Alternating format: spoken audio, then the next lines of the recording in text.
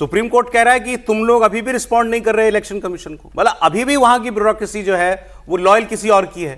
मैं ये भी ना कहूं कि लॉयल किसी और की है, कम से अगर वो इलेक्शन कमीशन की जवाब नहीं दे रहे तो फिर किसको जवाब दे रहे? एक बात तो ये यही नहीं हुआ कोर्ट में। कोर्ट के अंदर फिर इलेक्शन कमीशन के वकील ने कहा मिलॉर्ड यही नहीं हो रहा है, आप ये देखिए कि क्या क्या बातें रैलियों में की जा रही हैं। और ममता बनर्जी की रैली में उनकी कही गई एक बात की क्लिपिंग चीफ सुप्रीम कोर्ट को दिखाई गई, सुनवाई गई। वो क्या बात थी वो आप देखिए।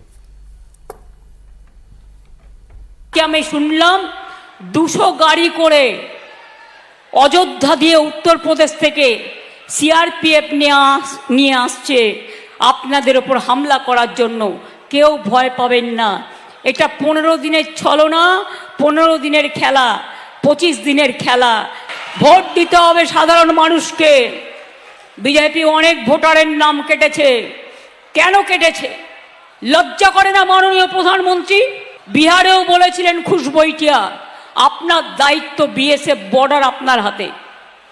আপনার ये क्लिप सुनवाई इलेक्शन कमीशन के वकील ने सुप्रीम कोर्ट को कि वो कह रही हैं इलेक्शन कमीशन के कहने पे 200 गाड़ी भर के यूपी के अयोध्या से सीआरपीएफ आ रही है तुमको मारने के लिए, जनता को कह रही है ममता बनर्जी। ये हुआ साहब कोर्ट में त्रिपाठी जी।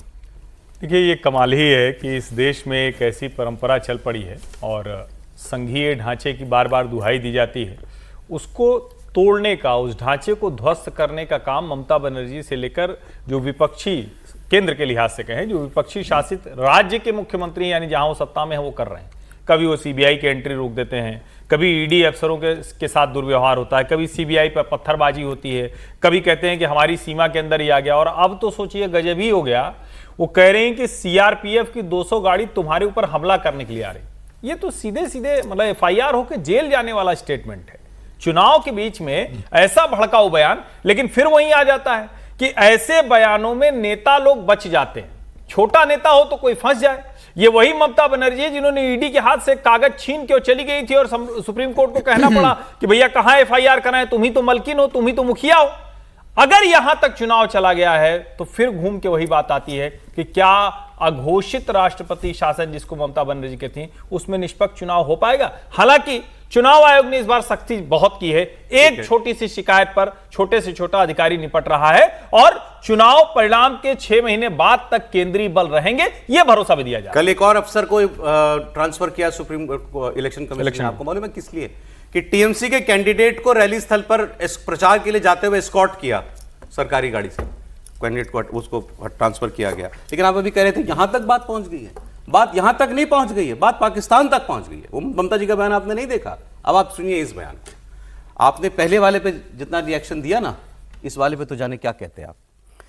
उन्होंने कहा कि पाकिस्तान का रक्षा मंत्री कहता है कि हम कलकत्ता में आके हमला करेंगे। तो ममता बनर्जी ने कहा कि हमारे प्रधानमंत्री ने क्यों नहीं बोला इस पर कि हम तुमको जवाब देंगे ठीक से, क्यों प्राइम मिनिस्टर इस पर खामोश रहे? नादिया में बोल रही थी ममता बनर्जी। फिर वो कहती हैं कि ये क्या है, सब स्क्रिप्ट है, सब तय कर लिया है पहलगाम जैसा कुछ करने का। यह आरोप लगाया उन्होंने। यह आरोप पाकिस्तान के ऊपर नहीं लगा था, बाकी बात मैं नहीं कहूंगा। यह बात कि क्या पहलगाम करने का सोच लिया है, यह बात वो पाकिस्तान के लिए नहीं कह रही थी। फिर किसके लिए कह रही थी आप समझदार हैं, देखिए।